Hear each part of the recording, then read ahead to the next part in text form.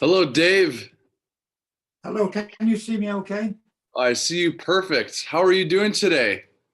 I'm very well, thank you. Yes. Yeah, I'm excellent. All right, that's very good to hear. I'm very happy to have you on my podcast. I Ask No One. Thank you for taking the time. Thank you. I'm very honored actually to be in with Lamb of God and Metallica. Yeah. Well, look at you. You're where it all started, man. Yeah. Yeah, well, it's yes. I mean, I started out in the early days, the influence by my father, who was a semi-professional jazz drummer. Oh, So I got my influence in music by listening to my dad's first records at home, Benny Goodman and Stan Kenton, Woody Herman, all the great bands, who all a little later on featured three vocalists in the front. So that's probably when I first saw lead singers that were playing in the big bands in the 50s. So that was my first influence, really, listening to my dad's records. these are dad's records. Okay. You mentioned some names there. Honestly, I've never heard of, but I'm gonna look them up when we hang up. Yeah, well, they were the people in the 40s and 50s were sort of big American band names.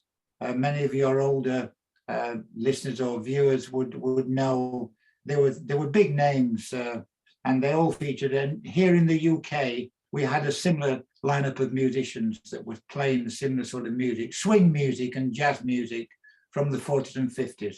So they were my first memories of music when I was growing up. Well, that is too cool. And at the top of every episode, I'd like to start off with a little cheers and got some liquid death sparkling water here. So happy New Year to you, Dave. Well, I'll have a drink. I'll have a drink of water on my cup. Cheers. Thank you. Cheers. Happy New Year. And next month, you, I understand, turn 81. Is Yes, that that's right. all right? Well, February 6th. I can't be. I think most people. I think this year it was Bob Dylan's 80th birthday. Paul McCartney in June. Tom Jones. All the name. A lot of the names in music now, because when we first started, we're obviously older people now. So that's the way it goes. There's no escaping from it. Yeah, unfortunately. That's right. Just a few weeks ago, I had KK Downing on from Judas Priest. He just turned 70. And what could I say, man? I'm honored. And today's fact of the day. So a musical fact of the day, Jimi Hendrix entered into Delaney Studios in London in 1967 to record Purple Haze. And that came from a dream he had about walking on the ocean floor. So did you ever see Jimmy back when? No, I didn't, but I recorded at the Delaney Studios, which was in Wembley in London. So I was certainly around, but unfortunately, as much as I saw Eric Clapton and Jeff Beck and all the first great guitar players, I never saw Hendrix play. I did actually do some shows in Ireland with Noel Redding a little later on, but that was just before, sadly, Noel died just a few years ago. So, and Mitch Mitchell. So I met the two members of the Jimi Hendrix Experience during the years, but never Jimi Hendrix. Okay, gotcha. All right then. Well, today's quote of the day is from Rob Halford, speaking of Judas Priest, and he said most people in England are retired at 50. And if I see correctly, you've continued working on since after you were 50, performing and writing and releasing things. And God bless you. Yeah, I think that it was Keith Richards that said that we've now, the people from the 60s, the bands from the 60s, we realized that we wanted to stay in music. We didn't want to retire. We wanted to be we're pretty much like the old jazz and blues players of old, Muddy Waters, Bo Diddley, all the great American blues players continued to play right well into their 80s. So we feel like we're continuing the tradition of American musicians who've continued to play right the way through until sadly we can't do it anymore. Yes, and that's you and the Rolling Stones that continue to set the bar of how long, you could really make this a career. And again, we have Dave Barry here, full name David Holgate Grundy, known for some 1960s hits known as Memphis, Tennessee, The Crying Song, The Strange Effect, and the list goes on. And there's YouTube videos out there I'm going to include in the description below. You could check out Dave in action. And I loved your I think when people are up on stage, it's a show, and it's all about showmanship. And I think the performance part of what you did in the early to mid 60s really stood out to me. And there's a band I want to cite here. Have you ever heard of a band called Tool? No, I haven't. No. Okay, Tool, art rock, metal. They're from LA, really big kind of band, and they're really theatric. But the lead singer, James Maynard Keenan, he likes to hide behind a veil or a sheet or something, and he kind of creates a mystique. And I think that's kind of what you did. And my question to you is, what was your motivation when you were performing occasionally, hiding behind a hat or your fingers or what have you? I think when I first started my career, I was working with my band in Hamburg in Germany, and we were working at that time. A lot of the venues had strippers on, girls strippers, and the Beatles played over in Hamburg in Germany. Many of you will know that.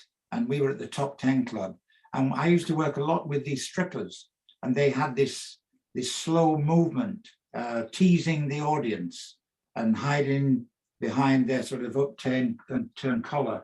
And I thought that, and I was interested in mime artists and the theatre. I always felt from the very, very beginning that rock music should be more than just performing on stage and singing the songs. It should be theatrical.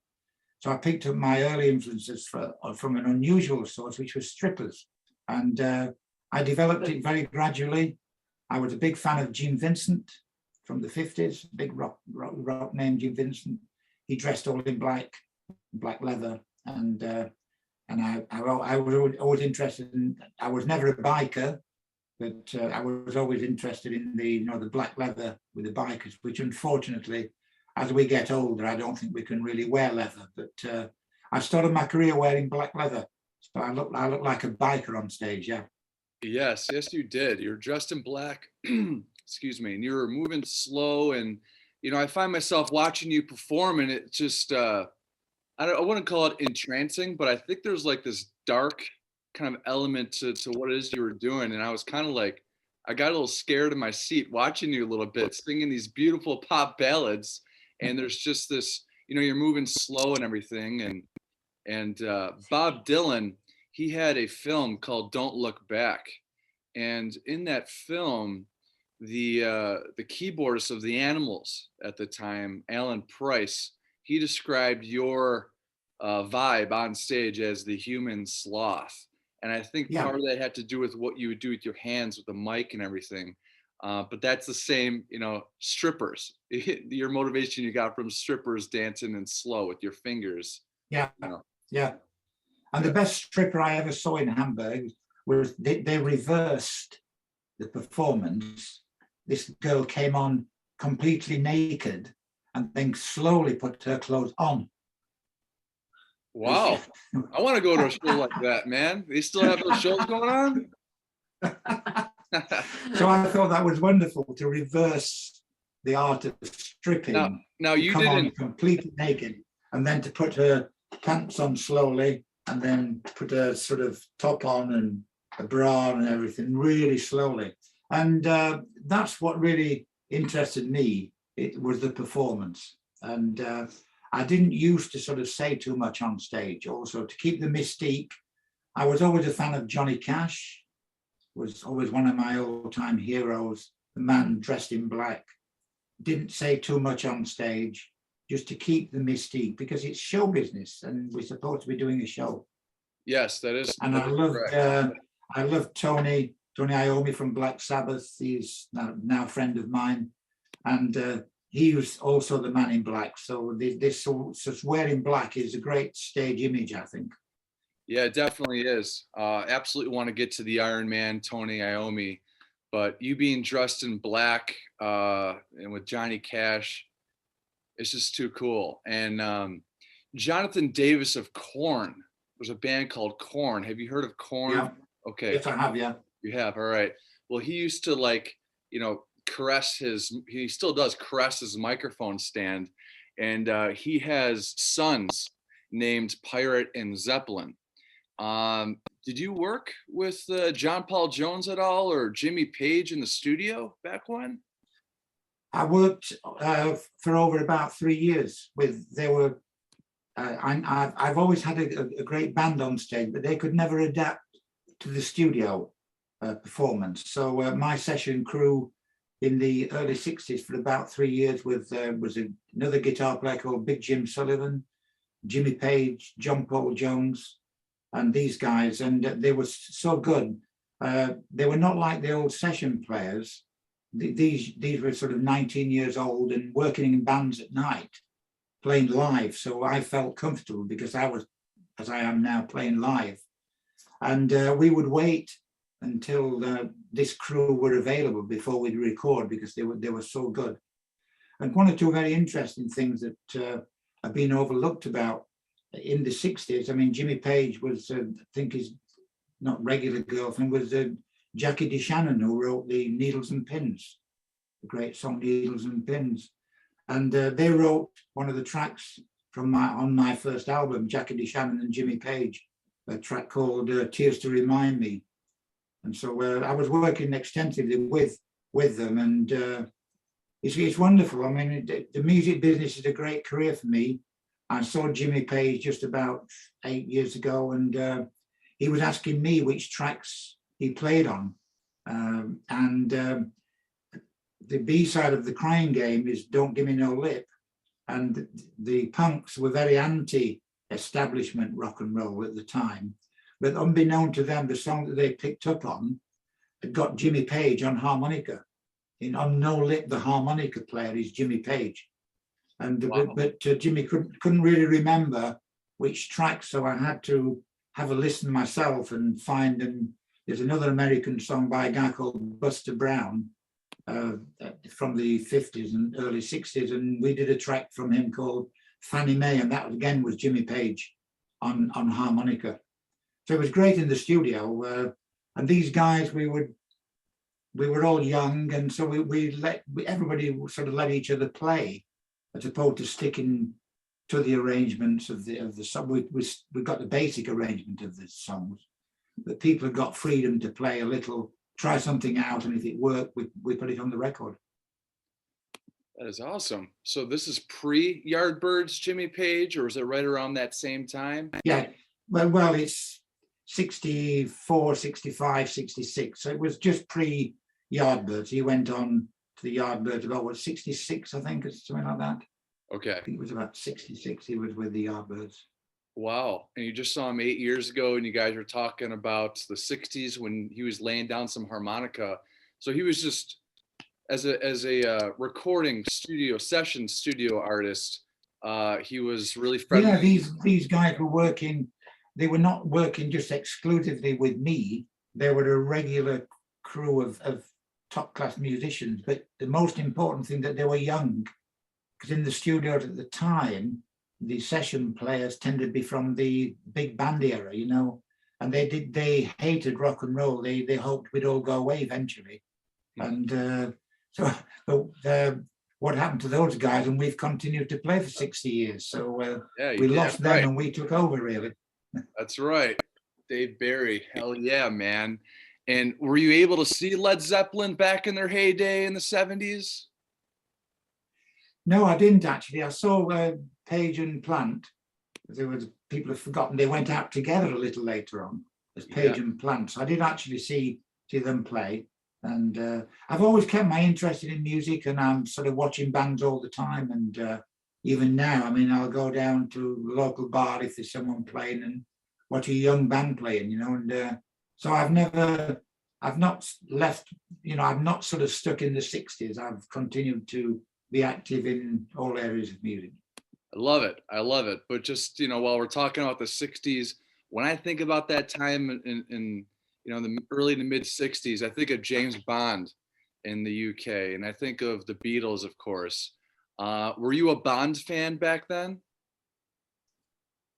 Not particularly. I didn't really go to the cinema too much. It wasn't really for me.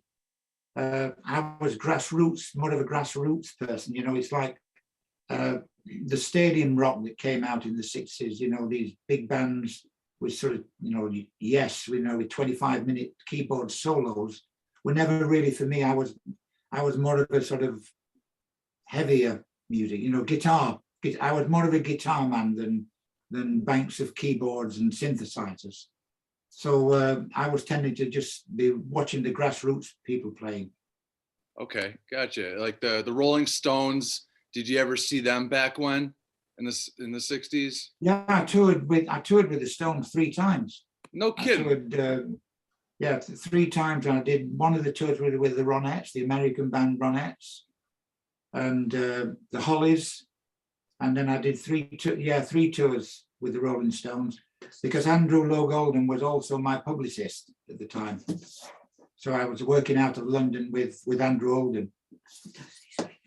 And then I toured with Dusty Springfield. You've heard of Dusty Springfield? I have not. No, I'll look him up. No, her. It's a her. Her. Okay. She was very Dusty Springfield. She's an American named female singer. So I toured with the Stones, and continued to see till Bill Wyman retired about 3 years ago. I used to go and see Bill Wyman's Rhythm Kings. I don't think they actually made any. I don't think they did any live gigs in America. But Bill was always okay. Again, a down to earth rock and roll musician. And touring with the Stones, was that wild or what? Well, I think that's the reason touring with the Stones is the reason I look like I do today. Oh, you look if dashing. That makes sense. Yeah. Yeah, it was great. You have to remember that nobody knew what was going to happen in music. We were the first wave of British rock and roll. So we didn't know that in 20, 30, 40, 50 years that people would be looking back on that particular era. So we were just with the Stones and with the Hollies and the Ronettes, just as 4 or 5 bands touring together, drinking together in hotels, just generally having a good time with no preconceived ideas of what we were supposed to be doing. In fact, many, many years on, we often wonder, how did it all happen for us all, to have a long career in music? How did it happen? And we don't really know, but it was a great time. Yes. And did you ever bring them through Hamburg to your stripper friends or no? No, we were there at different times. Okay. We were there at different times. But the strippers were great because when they'd finished their shift of work at sort of 2 o'clock in the morning, you know what I mean by their work, and they would come in, and if they liked the band, they would send up crates of beer that they would put on the front of the stage for the band. So you'd always got plenty of beer, when the girls came in off duty at 2 or 3 o'clock in the morning. So it was great. I always enjoyed being with strippers. It was a sort of good camaraderie with the girls. They were working and we were working, or at different areas of entertainment. Well, I hope you didn't take their stripping kind of shtick over to your act, huh? Did you? No, I never did, but I did used to have. I used to have my clothes made, where I would have a shirt. So I did take it a little bit actually, because I used to have. So when there was a sort of a guitar solo, I would have a shirt that I could zip around, and then slowly take the sleeve off the shirt, and then put it in front of my eyes and sort of do the whole thing. So I did have, and I had long sort of biker boots made that were zipped up to my knee. So again, in the guitar solo, I would actually bring my leg up and unzip the boot very slowly down with the camera, if it was TV, picture, just the zip very slowly coming down. So that reminds me that, so that was very much taken from strippers, yeah. And to our viewers, that's something you got to see. It's unlike anything you've seen in rock. And I really was down with that. We lost someone yesterday. We lost Michael Lang. He was the co-creator, co-promoter of Woodstock 69. Woodstock, wasn't he? Yeah, yes, yeah. Okay. Yeah, big festival, yeah. Yeah, did you make it there? Sorry? Yeah, did you make it to Woodstock 69, Dave, or that scene in No, SF? I didn't. Unfortunately, I never really made it in America, which was very sad. There's a clip on YouTube of me with a twin neck guitar player doing the Crying Game, which was on an American, I think, program called Hullabaloo, or I think it was called Hullabaloo. That's still out there on YouTube, but that was filmed in London at the film studios. So I never actually, unfortunately, had any opportunity to play in America. It was very sad because the home of my music is America, Rolling Stones, Beatles. We were all listening to the American music when we were developing our shows here in England. And I did a very big show in Amsterdam in the mid 60s when I had the opportunity, and I actually did a show with the Everly Brothers, with Diana Ross and the Supremes, and the Crickets, Buddy Holly's Crickets. And that for me was a wonderful experience, to be actually working on an equal level with my sort of heroes. So that was wonderful. Wow. That's the great thing about music, is the young bands, we all start the same way, young, no one knows us, we're starting out our careers, and then we sort of meet the previous generation of artists that we all watched on TV and influenced us to go into the music business. Well, it is with great pride that my American podcast is putting the spotlight on you and your badass career, Dave.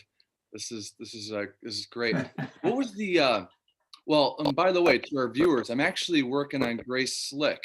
So Grace Slick, could be coming on I Ask No One. So you heard it here first. See if that works out. What was the greatest concerts that you've ever attended, Dave?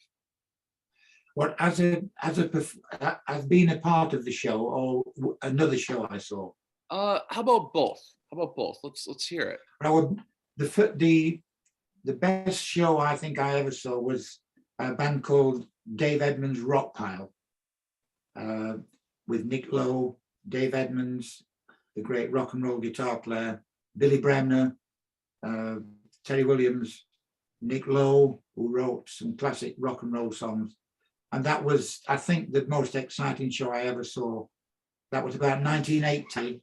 And it is said in music, if you can get the road crew leaping about, that's a good band.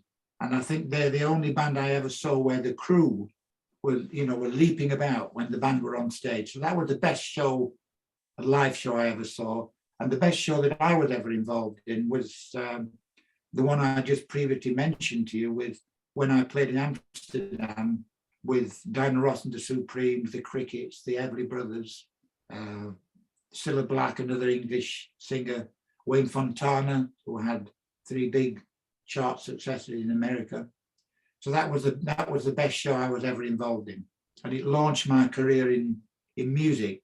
So I got to be well known in Europe, but unfortunately not in the home of my music, is America. So I would never made any success there. That must have been a real dream come true, to play with some of your heroes and to befriend them. And all these years later, congratulations. It was, yeah, and it still is. I mean, just a couple of years ago, when Ronnie Spector from the Ronettes came over to do a show, she rang and asked if I would just be a guest and sing one of my songs with her at the theatre here. That was a great privilege. Oh, and awesome. I've continued to be, colleagues of mine is Roger Taylor from Crean and Brian May and these people. And I become a child again, when I'm with these people. I'm so thrilled first of all, I'm so thrilled that they know me, you know, because artists, we're all a little bit insecure, really. And so when we've got respect from our fellow artists is really, really important. So for me, that's been really important. You mentioned Brian May, you mentioned these other names from Cream, and they cite you, they look at you, the Stones, they look at you and the way you performed in the songs that you wrote. Joe Cocker, you know, R.I.P. Joe Cocker, he had some nice words to say about you in your 2010 illustrated autobiography. It's called Dave Barry, All There Is to Know. That is in my Amazon.com cart, and I hope that it's in your cart too. So Joe Cocker had great things to say about you. Ray Davies, of course, he's the fella that helped you on This Strange Effect. He wrote that of the Kinks, Ray Davies, and you performed that. And This Strange Effect was actually covered by, believe it or not, Thievery Corporation in 1999 on their record Abductions and Reconstructions. Pretty cool. And you mentioned the Sex Pistols. They covered your, geez, what song was that? That was Don't Give Me No Lip. Yep. And there was a B-side off one of their singles off their 1977 Never Mind the Bullocks record, and they called it No Lip. So you brought it up earlier. Must have been cool to inject your name into that punk rock British era, right? Oh, really? Yeah, I was really excited about that. And Glenn Matlock, the bass player, and in the Pistols, he covered This Strange Effect also. And so I was really thrilled by that. And it was quite crazy because the first time I was aware of, I was doing a rock club gig in London, and suddenly all these sort of punks were at the front of the stage, and you know, with sort of ripped ears and ripped t-shirts and the whole bit. And after the show, they came in the dressing room. They asked if they could come, and so my first question to them was, why are you here? It's not the sort of place I would expect you to be, this sort of club. And they said the reasons that you quote, that they knew that Susie and the Banshees, the Monotones, Sex Pistols were all, for some reason, were picking up on a lot of my B-sides, not the A-side. They were doing the sort of B-sides of some of my songs. So I was really thrilled. And I also did a couple of dates with Adam and the Ants, who were a big punk band at the time. So Adam became a good colleague of mine, and he gave me a few name checks in sort of influences. So I've been really, really thrilled with my career. I'm really happy. I've had a wonderful, and still have a wonderful career. And I've always tried to introduce something a little different in my shows, even in 2022. You know, in my show, there'll be different songs. I'll do a Bob Dylan song, and I've been doing a Bob Dylan song, Make You Love Me, I think it's called, which Adele did, written by Bob Dylan 20 odd years ago. But Make You Feel My Love, there you go, great song. And so I've always liked to introduce a few different things into my show, and that's made it exciting for me. Yes, your backing band are the Cruisers, right? The Cruisers, okay. So you have, yeah. Okay. You have some plans in 2022 then? You're going to be just touring around the UK, or what's going on there? What are you thinking? I'm touring the UK, yeah, and also I go, because we have, as you have in America, the COVID. So for the last 2 years, we've been pretty limited on the gigs we've been able to do. So I've not managed to get into Europe for a couple of years, but frequently I'll be visiting Holland and Belgium and Denmark and Sweden to do the European legs, just different venues. Okay. And you and your family, you're doing well with COVID and these crazy times, hanging in there? Yeah, we've been okay. Yeah, we've managed to get through it, and it's affected the entertainment business. I'm sure it has in America just the same way. Bands can't, restricted to where they can play. Theatres are closing down and not allowing more than sort of a few hundred people in. So it's a very difficult time, but no more difficult for musicians than it is for the general public. Everyone is having a tough time. Yes, it's very true. And there's been a big spotlight on mental health. And one of the things I wanted to mention to you, just switching gears here, Dave, and again, we have Dave Barry here, 1960s heartthrob, stripper enthusiast, you name it, all the above. I like your style. I like that. I'll get the guy to announce. I'll get the guy to announce me as this stripper enthusiast. Yeah, there you go, man. I'm on the board of directors with the American Foundation for Suicide Prevention. And to our viewers, if you found any value in what we're chatting about, strippers included, a little like or a subscribe is appreciated. I donate $10 to the AFSP with every subscription, so I appreciate the support. And may I ask, have you been affected by suicide in the rock and roll world, and maybe how has that impacted you personally? Yes, my experience of it was in the very early days when we were starting out. And as a young band, you get musicians come in and then they're there for a year or 18 months, and then they leave for whatever reasons.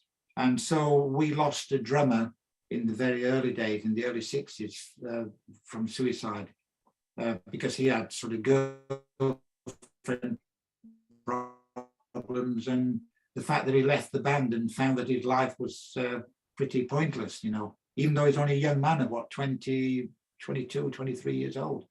So that was, so I did have experience of that. And then a few years later, in the sort of late 60s, exactly the same, a singer here in my hometown of Sheffield who'd been very, very popular on a local level, and then saw all his colleagues like myself and Joe Cocker suddenly move out of Sheffield to bigger things. And John, his name, was left here and felt that his life was, pointless without the rock and roll lifestyle that he'd been used to. And then the work for him dried up, couldn't get any gigs. And so he sadly lost his life through suicide, yeah. So I have had two experiences, even though it was in the 60s. So I'm very, very aware of it, yeah. Very traumatic and devastating things for the families and friends and colleagues that no one can understand, because none of us know what's going through someone's mind at any particular time. So it's a very difficult subject, yeah. Well, I appreciate you sharing that. Part of the goal of the AFSP is to decrease suicide by 20% by the year 2025, called Project 2025. And you mentioned your buddy who was comparing himself to Joe Cocker and yourself, who were able to branch out with their art. And comparison kills. I read that on a meme online, and depression has no face, really. If Robin Williams, taught us anything, or Chester Bennington in Linkin Park, or Chris Cornell, these seemingly happy people that have the whole world, the fans, the fame, the home, the family, to take their own life. It's really sad. And I'm no stranger to those thoughts. And it's really important to get it out, just to get it out. And if the medicine is not working, it's change it. And it's just important to talk about it. And I appreciate you talking about that with me today. I think it's also the idea of celebrity, that you're in, you're sort of getting all this adulation from the fans, and everyone is a yes man, everything is fantastic. Then the artist still has to get into his hotel room in the sort of 3-4 o'clock in the morning, the dead of night, and alone, and then that's when everything piles up on people. I think you can have everything, as you just said, you can appear to have everything, but then you still have to get into that hotel room or your own bed at night, and the whole world sort of crushes in on you. Yeah, so it's a very difficult subject, really difficult to find the answers. I think that's the thing, to try to find answers to it. And I think we should all be open. With my friends now, this might help people, is that because men are not very good at talking to each other about how they feel. I don't know what it's like in America, but here men do not. If you ask your friend, how are you today? He'll say, fine, thank you. And then but he's not. So with my close friend of about 5 men, we've decided now that we will always speak out. If you ask me how I feel, I'll say, well, I'm not being too good today. I've just, something happened and I've got depressed or upset about something. So we have now decided to always be open with each other. And I think that is a great thing that can help tremendously. Yes, the strong thing to do. Not to be alone. Yes. Not to be alone. Mm. Yeah, the strong thing to do is to talk about that. And you and your 5 friends, that's really special. I'm happy to hear you have a friendship like that. You guys could be that open with each other. And yeah, no shame in talking about your feelings at all. No, I think none of us like to, when we're having a good time, to say to someone who looks depressed, because it brings the whole atmosphere of the crowd of people. It's what do? You have to talk about it. If you don't talk about it, then there's nowhere to go. And that's where I think that the final act that's happened. If you can't talk about it, then you've got nowhere to go. I dedicate the past 5 some odd minutes to my late great friend Michael J. Holden. Rest in peace, bro. Miss your ass. And I wore a shirt for you. This is David Gilmour. I was honored to see David Gilmour at the Hollywood Bowl in 2016 of Pink Floyd. Did you ever see Pink Floyd back when? Roger Waters and the guys? I only saw them on an airplane going from Heathrow, London to I think Amsterdam or Brussels. Yeah, but I didn't know them at the time. But he was. That was very sad. With these people. But I never met them. Yeah, I've lost my track of thought there. But so I don't know. I never met them. No, only once on a plane. Did you like the records? Did you like any of that music that they did? Dark Side of the Moon. Just remind me of the lead singer. His name's gone. Roger Waters. Yeah, Roger Waters. David Gilmour. There was Rick Wright and Nick Mason at drums. They were in Abbey Road a lot recording their records. Yeah. Okay. Yeah, I got them. I'm getting a little mixed up here with another band. Okay. Continue. Yeah. The Pink Floyd, the almighty Pink Floyd. Just wrapping up here, man. So hobbies, any hobbies that you're into these days? I know you can't go out and go on adventures and things like that, but what do you fill your time with besides your music? It's all very opposite from rock and roll. I love cycling, so I go cycling, and I also do a lot of walking, hiking. Good for you. So I live in a very nice area of England, Derbyshire. So from my house, I can go out 6, 8, 10 miles. So I will. Yeah. So they're my main hobbies.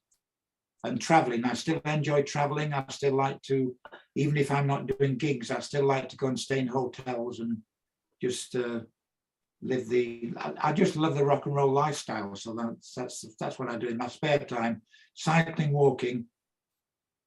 Well, you look great. You look great. You're in good shape. You're walking. You're cycling. Good for you. At age 80, going on 81 next month. All right. Don't keep talking about that. Yes. I'm turning 34 the month after that. So. Oh dear. Congratulations. You made 34. Yeah. Oh, thank you. At the very top of the episode, you mentioned Lamb of God and Metallica.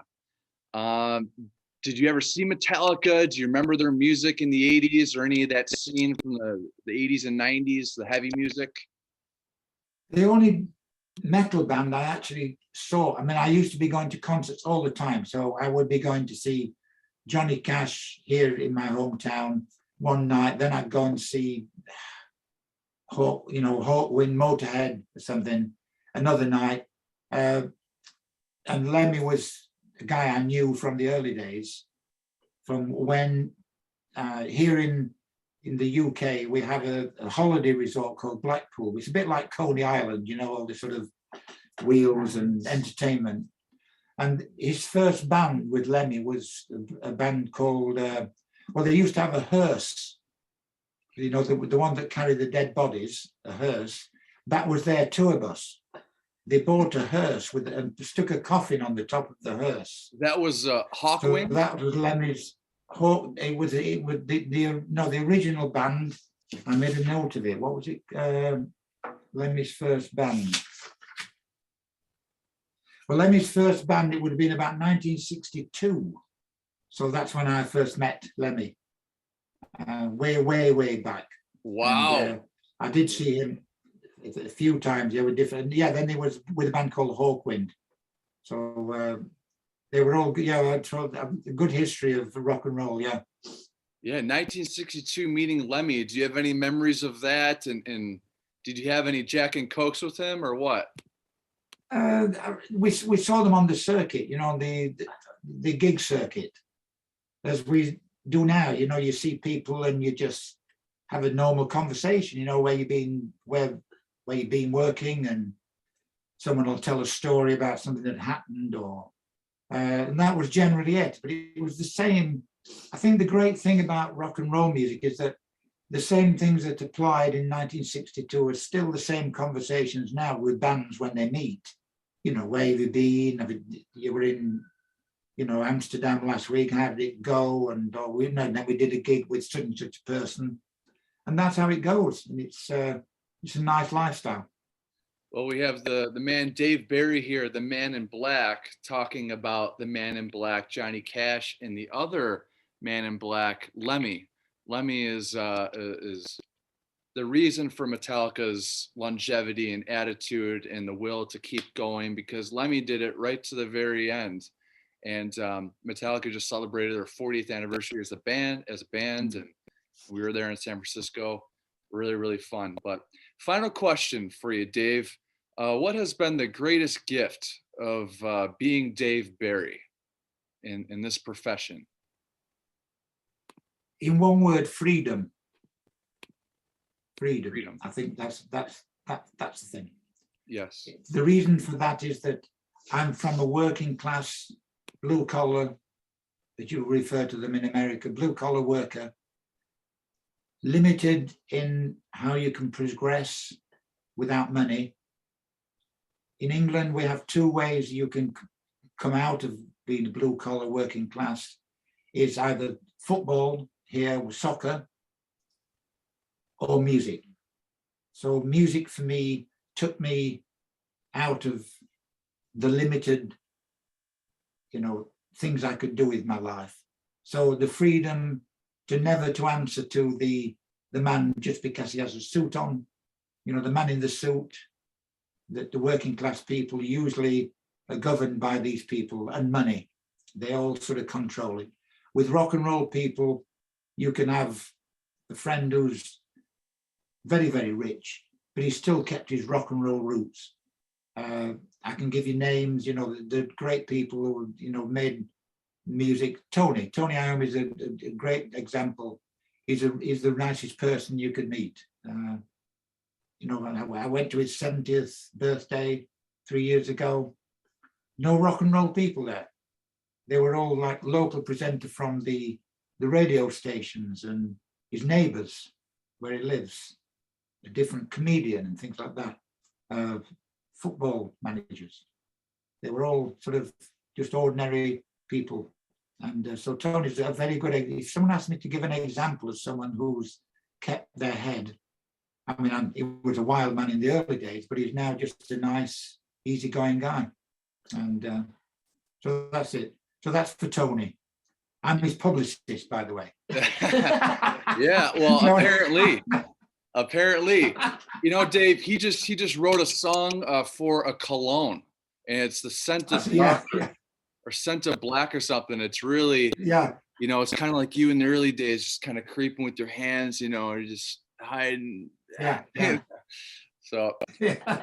I'm really happy to hear Tony So, Iommi is a good guy, and you've had good times over the years with him. Wow.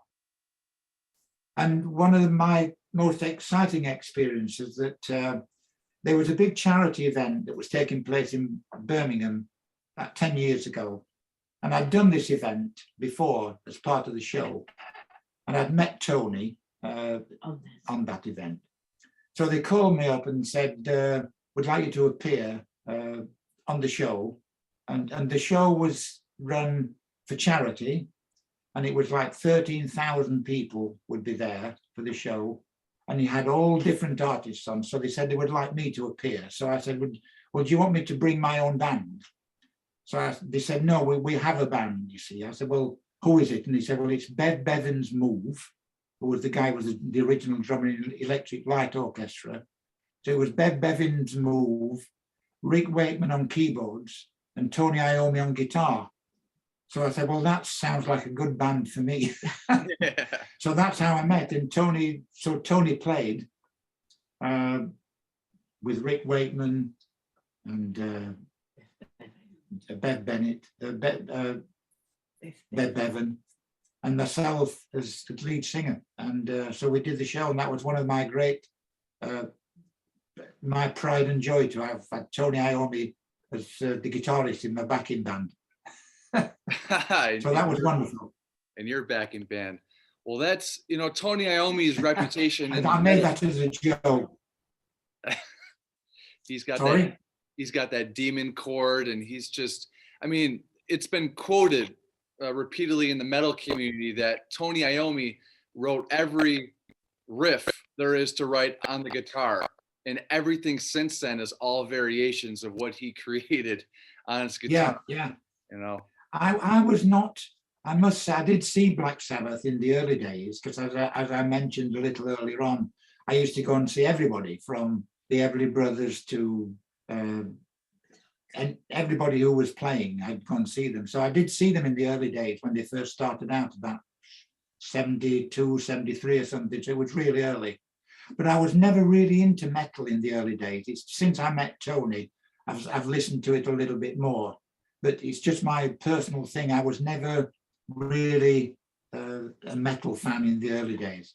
But I'm quite aware of sort of War Pigs and Paranoia and all the classic Black Sabbath tracks. So I love it. So it's been really good, yeah. I love hearing Dave Barry talk about Black Sabbath and metal and Metallica and all the other things that we've spoken about the past 50 some odd minutes. Buffalo, New York, USA loves you. America loves you. And I thank you very much for the time, my man. Thank you very much. I've enjoyed it very much. Thank you. All right. Well, to our viewers, next week, we've got David Ellefson of Megadeth joining us. It's going to be a really good one. It's going to be tough to follow up from Dave Barry. Dave Barry, the man in black, coming at you. Ooh. But stay happy, stay healthy, stay hungry, stay